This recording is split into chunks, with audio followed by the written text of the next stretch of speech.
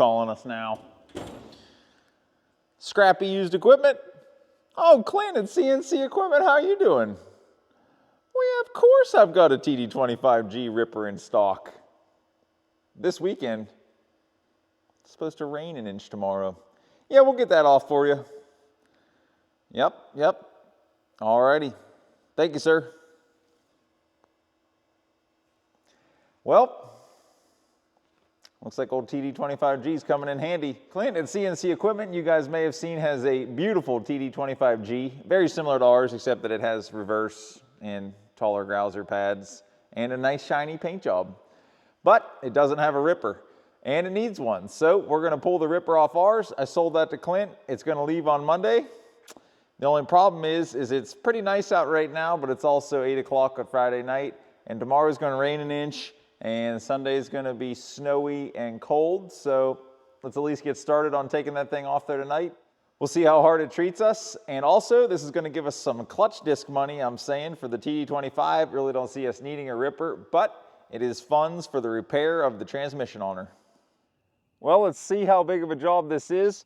Basically, we have the series of nuts which are on pretty large studs here that hold the ripper frame that goes all the way across, and it's pretty thick. I bet that's 1.25 inch steel, holds that onto the transmission case. So what we have to do is unscrew each of these nuts, and then the thing I'm kind of worried about here is I see there's some nuts welded on there, and I'm wondering if those are meant to be jack screws. And if they are meant to be jack screws, why is it doweled on there? I don't know. I don't know what exactly we're in for. There's 2 hydraulic hoses up top. They run up to the valves. We need to get those all pulled off for Clint as well. But we're going to pull these nuts, pull the ripper off, hopefully. Because there's no batteries in this machine, we're kind of working down here in the field where it's sitting. If things get too aggressive, we'll run it up top. This thing will drive forward and steer no problem. It just doesn't like to back up. So if push comes to shove, we'll get it fired up, run it up top. I just thought it would be quicker for the sake of getting this thing pulled off. We just do it down here. Let's see how hard these nuts are to turn. About a 2-inch socket, I think. 2-inch it is. The gun is not going to fit right up against that. Obviously with that one, I've got an issue there. I might be able to use, the torque multiplier is not even going to fit there. Might have a 1-inch breaker bar and a pipe up at the shop. See what we can make happen. And get old Milwaukee to fit.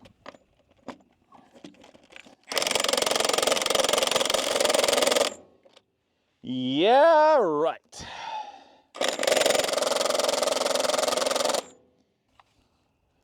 On a pretty charged up 8.0 battery, and it's just not having it.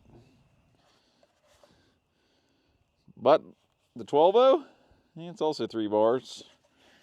I doubt it changes things much.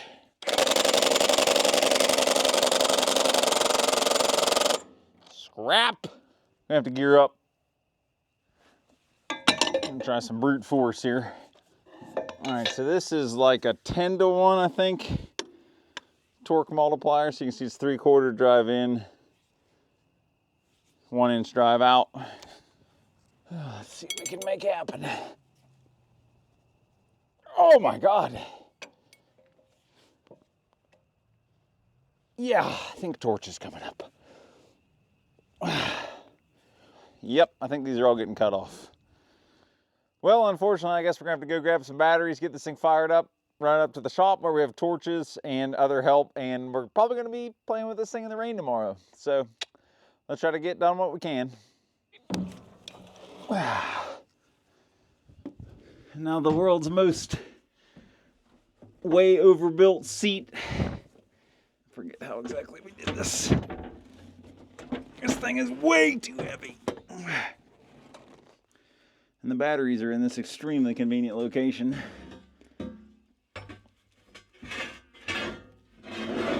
Shuffle that over there. Positive. And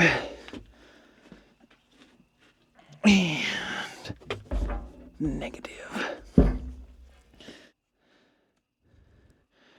Alrighty. Get them tightened down.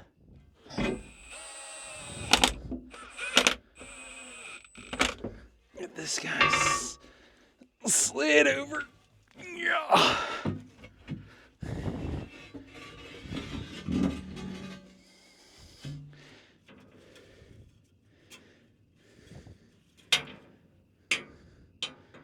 Got something. And it's better than nothing. Crap. And it's gone. Let's see if she'll wake up.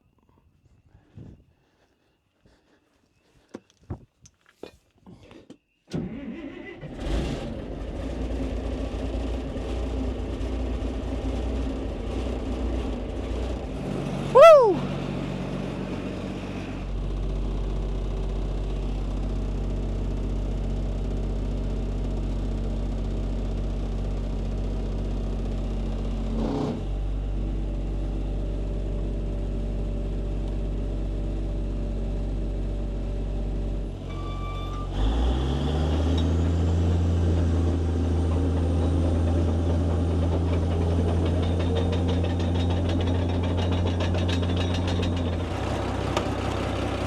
We got a headlight.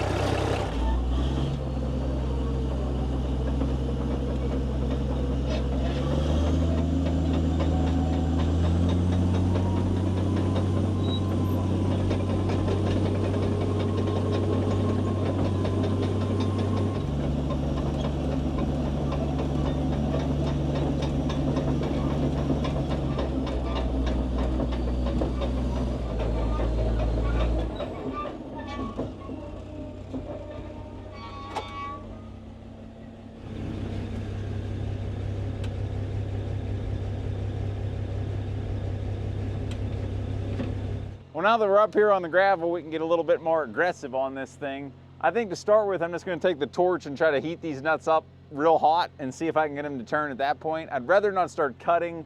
These studs are kind of in the machine, especially if we go to put a drawbar on here. We're going to need those studs for the drawbar. So I don't know that we're going to get the studs out. For the guy that bought the Ripper, I think he's going to be on his own to get bolts or studs, but you know, no big deal. It is what it is. I'm going to try to save the studs and the nuts, like I said. If we have to cut them, we'll cut them. Well, we're going to find out if this nut heating idea has any truth to it or not.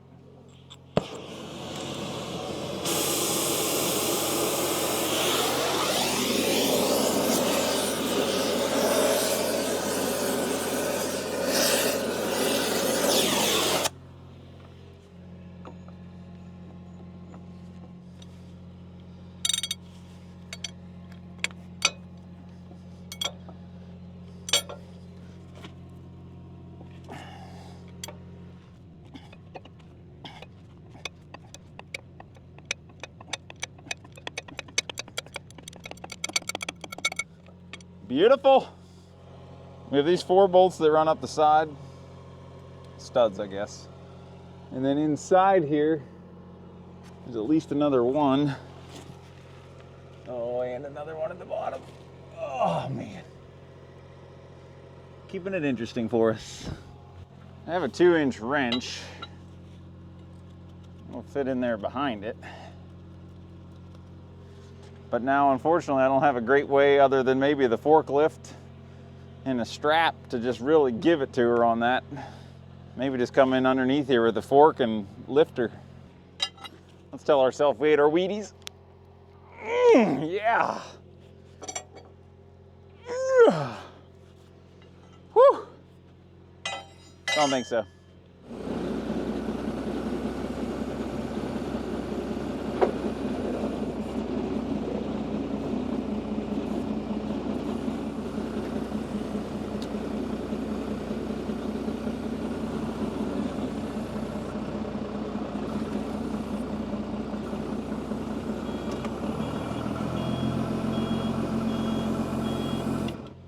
Well, that worked out.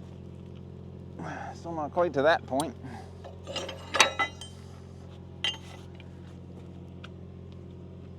There she is. We got 1, 2, 3, 4 more on 1/2. Man, there's some serious bolts. Well, because these 2 that are trapped down in there behind this lower frame, Look like an absolute nightmare to get on. I'm just gonna try to burn the nut off. Try not to hurt the stud. If we have to, we'll cut the stud off. We'll weld something to it and remove it after the ripper's gone. But for right now, looking at it, you'd have to drive this pin out, probably drive every pin out and take everything off. At a tremendous amount of work versus changing out these couple of studs once the ripper's off. I think for them putting it back together with new hardware, you could probably get away with just kind of reaching in there with something, getting it tight, and the bottom one you could get with a wrench. So I think they'd be able to put it back together the same way and not have to fight putting all these pins back in. That's what we're gonna do. We're gonna cheat.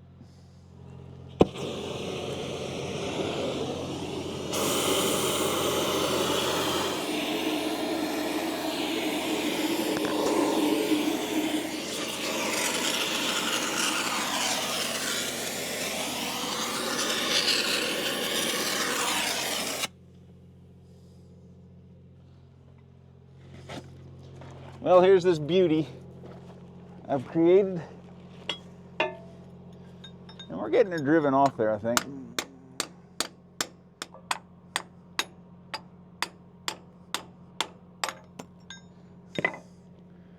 A two-piece nut package. Oh yeah, those gouges are pretty good on that side. Whoopsies. There's our beautiful multi-piece nut. I'm just gonna leave this guy on each side because I can buzz it off quickly. That'll be like our last just safety holding this on here until we're ready to catch it. But that's a fine thread, 1.5-inch bolt. I don't know if you guys have ever seen these old Zippo tape measures, but a very handy thing to carry. Wish they still made them. Since torching and chiseling that lower nut off is not a good time at all, I'm gonna try something else.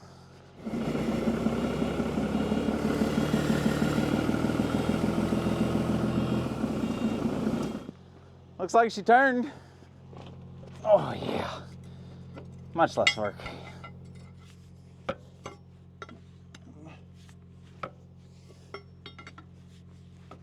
Huh. The whole stud's turning out. Hey, whatever.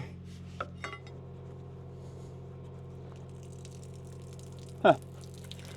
Must have been water trapped in behind the ripper. Unless that's in the transmission.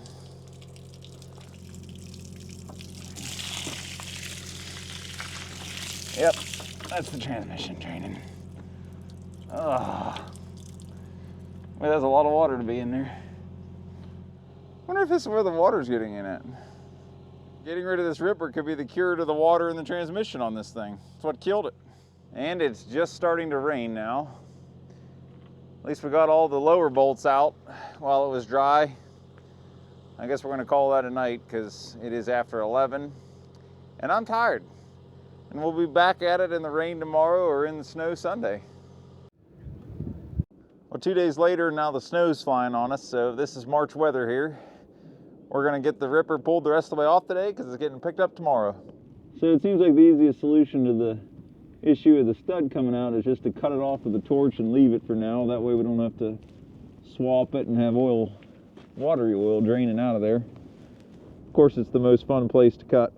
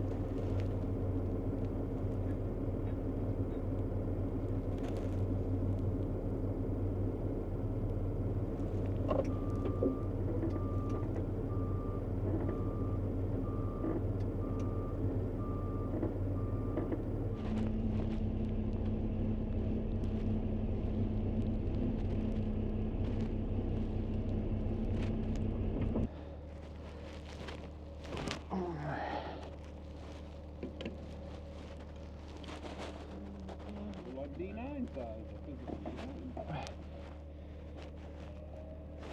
Wish we don't have one of those.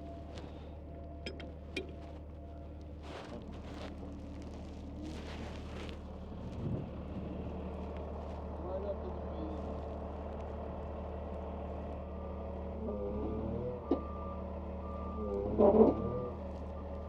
Lean back.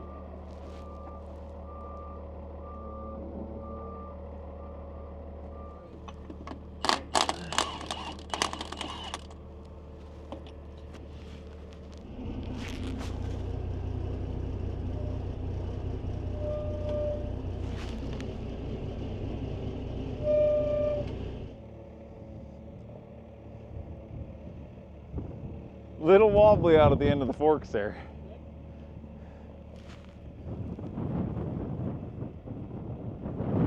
All on one fork. Yeah, 4-fork.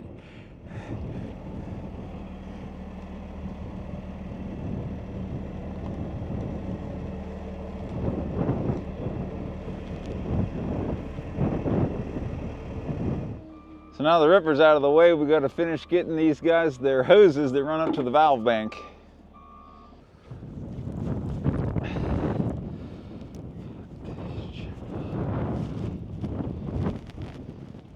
I never know what's going to be standard or metric on this unit. Seems kind of 5/8-y, but better on a 16. All right, we're unhooked. Can you move them? I'm kind of surprised there weren't any hard lines involved with that. Well, she's ready for delivery now. Shank's laying over on the other side of the driveway. It was a fun task overall. Only slightly miserable. So 2 days ago was Sunday and it was snowing. Today it's 65 bald eagles out. Plenty warm and nice, although it is cooling off here quickly as the sun goes down on us. But just been a wild March. Temperature's been all over the place. But anyway, we got the ripper. It left, and the hotshot driver dropped off the drawbar from Clint's X25G that the ripper's going on. That way we can slap the drawbar on, not just leave her hacked off bareback. In order to do that, we have the one stud that I torched off, which, as you remember, if you unscrew that, oil will come out. I want to take out one of these upper studs, swap it down there. I also want to take the cover off and see if we can tell if any water was following a stud in, because we are getting a lot of water in this transmission. I think that's the demise of the brakes and the reverse packs. But I'm wondering if it's possible that the water actually followed one of these studs in, because as we were taking off one of these nuts, water actually came out from between the ripper and the housing. All the water can run off the fuel tank, end up jammed in there, so I think that's possible. I think getting the ripper off may cure our water ingress issue. Just clean the dirt and grease off around it. Probably not gonna see much in here. I'm surprised that these are through studs, that they're not blind, but I guess we'll find out if they are or not.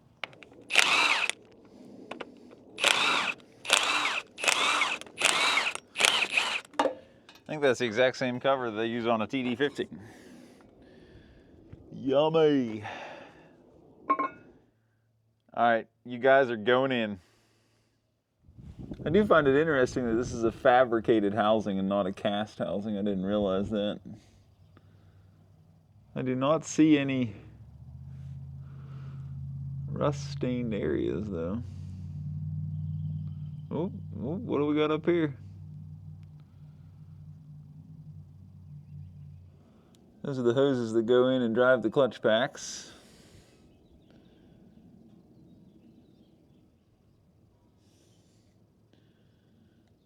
There's that delicious oil.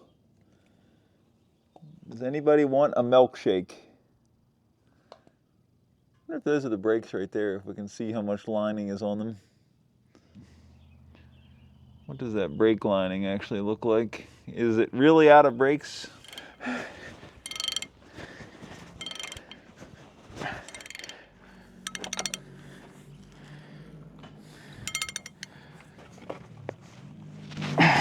I don't see this.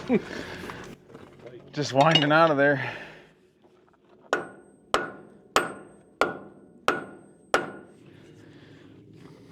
Nice to have it closed in. Yeah. Just pull it right down. Yeah.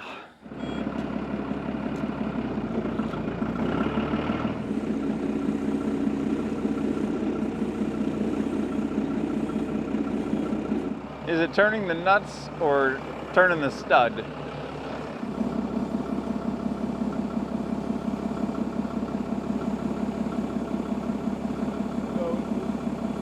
Turning the stud? It didn't seem like it flexed the wrench near as much there. You can easily pull it by hand now.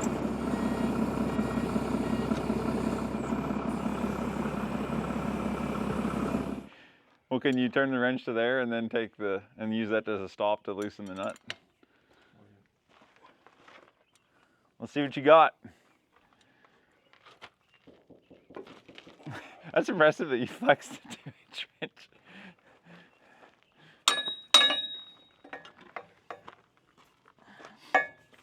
Now, Well, that inner nut is so stuck that it was still turning at all.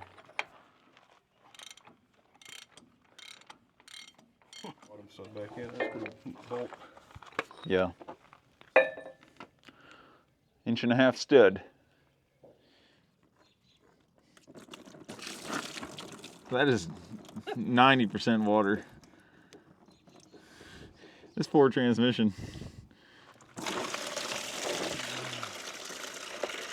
That is not oil at all.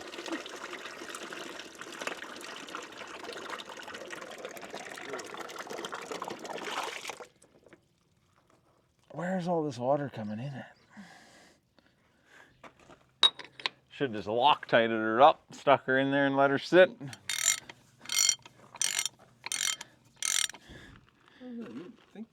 We can put this beautiful plug I have right here back in the hole. Turn in there with a pipe wrench, Kurt. Trying to get the stud to stay while taking the nut off it. Oh, there it goes.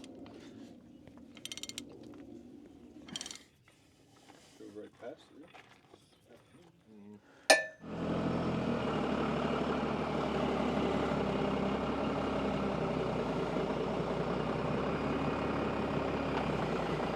it. Side shift right. Yep, come on in.